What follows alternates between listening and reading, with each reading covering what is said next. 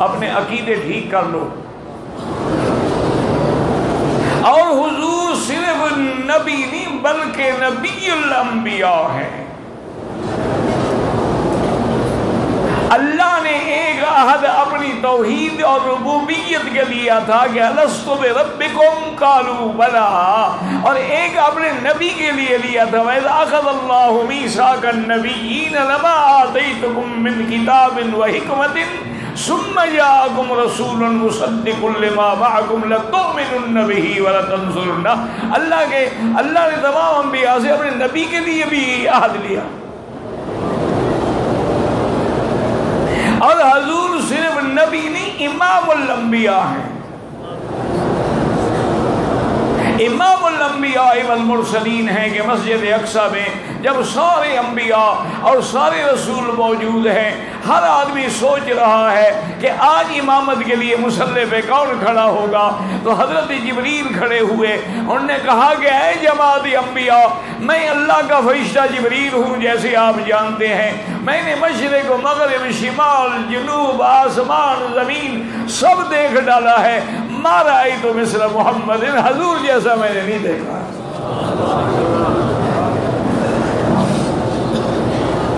اشارہ کیا تقدم یا رسول اللہ، حضور آپ آگے آئے اور نماز پڑھائیں. تو امام الانبیاء کون ہیں؟ اللہ اکبر. اور حضور کی اپنی حدیث مبارک ہے، فرمایا کہ انا اول من تنشق عنہ القبر. فرمایا یہ بھی میری شان ہے کہ سب سے پہلے میری قبر مبارک کھلے گی قیامت کے دن. اور فرمایا وَأَنَا أَوَّلُ مَنْ أَقْرَأُ بَابَ الْجَنَّةِ، اور سب سے پہلے جنت کا دروازہ بھی میں کھٹکھٹاؤں گا، میرے لیے کھلے گا. کوئی نبی نہیں جائے گا جب تک محمد مصطفیٰ داخل نہیں ہوں گے. اور فرمایا وَأَنَا خَطِيبُهُمْ إِذَا سَكَتُوا، جب سارے انبیاء چپ کھڑے ہوں گے تو بولنے والا میں ہوں گا. اور اس کے بعد یہ بھی فرمایا وَأَنَا أَوَّلُ الشَّافِعِينَ، اور سب سے پہلے شفاعت کرنے والا بھی میں ہوں گا. اور فرمایا وَأَنَا أَوَّلُ مُشَفَّعٍ، اور جس کی شفاعت قبول ہوگی وہ بھی میں ہوں گا.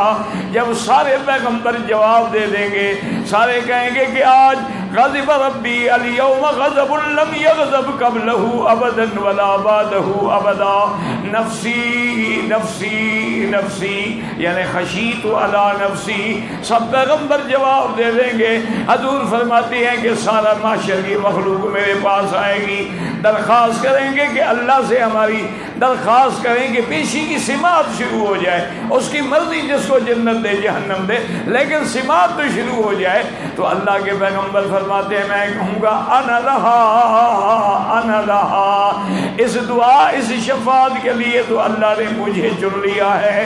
فرماتی ہیں کہ پھر میں اٹھوں گا ثم اخر ساجدا تحت العرش، پھر میں اللہ کے عرش کے نیچے سجدہ کروں گا.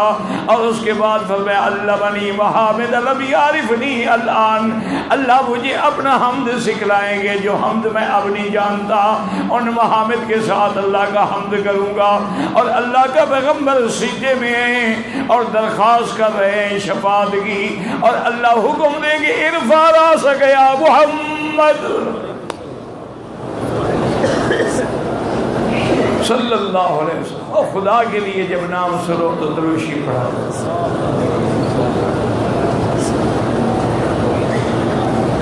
حکم آئے گا کہ محمد مصطفیٰ سر اٹھا لیں، سر تو ہوتا کچھ سوال کریں، جو مانگیں گے آپ کو دیا جائے گا.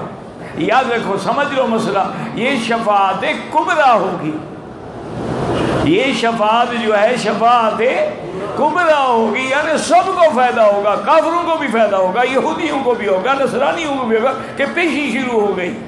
یہ بخشش کی شفاعت نہیں ہے، یہ شفاعت کبریٰ ہے. لیکن حضور ایک شفاعت نہیں فرمائیں گے، کئی شفاعتیں فرمائیں گے. اس لیے حضور فرماتے ہیں نا اشفع فاشفع فاشفع. اس لیے سیدنا علی قید رضی اللہ عنہ جب کوفے میں آئے تو آپ نے فرمایا یا اہل الکوفہ، اے کوفے والو، سارے لوگ سمجھتے ہیں کہ قرآن میں سب سے رحمت والی اور امید دلانے والی آیت کیا ہے؟ یہ قل یا عبادی الذین اسرفوا علی انفسہم لا تقنطوا من رحمت اللہ ان اللہ یغفر الذنوب جميعا انہ هو الغفور الرحیم. وہ سمجھتے ہیں کہ آیت سب سے زیادہ ارجح ہے، لیکن فرمایا نحن اہل البیت، ہم حضور کے اہل بیت کے جو لوگ ہیں ہم سمجھتے ہیں کہ سب سے رحمت والی اور امید والی آیت جو ہے جس میں اللہ نے اپنے نبی سے وعدہ فرمایا وَلَسَوْفَ يُؤْتِيكَ رَبُّكَ فَتَرْضَىٰ، میرا مدنی ہم آپ کو اتنا دیں گے کہ آپ کو راضی کر دیں گے. حضرت علی نے فرمایا یہ سب سے رحمت والی آیت ہے، مجھے یقین ہے کہ محمد راضی نہیں ہوں گے اگر ایک امتی بھی جہنم میں پڑا ہوگا، اور اللہ نے راضی کرنا ہے.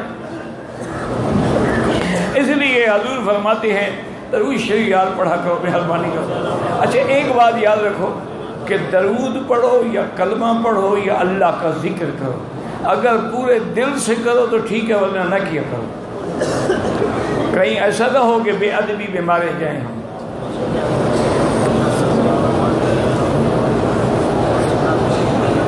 جیسے ہمارے حاجیوں کا رواج ہے قرآن شریف بھی پڑھ رہے ہیں، موبائل کی گھنٹی آ گئی تو وہ بھی سن باتیں بھی کر رہے ہیں.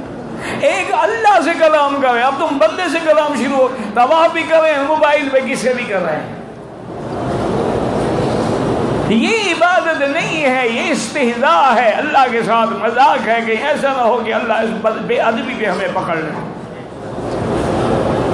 طواف کر رہے ہیں ہر چیز بند کر دو، نظر قدم پر ہو اور زبان پہ سبحان اللہ ہو اور دماغ میں تاریخ گھوم رہی ہو کہ مولا یہ تیرا شان والا گھر ہے جہاں انبیاء نے طواف کیا ہے، جہاں محمد مصطفیٰ نے طواف کیا ہے. حجر اسود پہ آؤ تو اس وقت کو یاد کرو جب محمد مصطفیٰ نے چوما ہے. رکن یمانی پہ آؤ تو اس وقت کو یاد کرو جب حضور نے اپنے دائیں ہاتھ سے استلام فرمایا ہے. بین الرکنین آئیں تو دماغ میں ہو کہ یہ وہ مقام ہے جہاں حضور نے دعا مانگی ہے کہ ربنا آتنا فی الدنیا حسنۃ.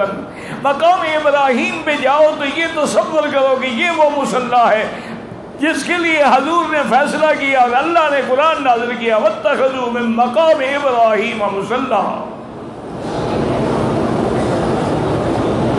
درود پڑھو تو پتہ ہوگی کیا کہہ رہے کہ اللہم صلی علی محمد وعلی آل محمد کما صلیتا. اچھا ایک دفعہ پڑھو آج ماشاءاللہ اللہم صلی علی محمد وعلی آل محمد. ایک تو مسئلہ یہ سمجھو اللہ نے فرمایا ہے کہ ایمان والوں میرے نبی پہ صلاۃ و سلام بھیجو. قرآن میں ہے کہ نہیں؟ یا ایھا الذین آمنوا صلوا علیہ وسلموا تسلیما. اچھا اللہ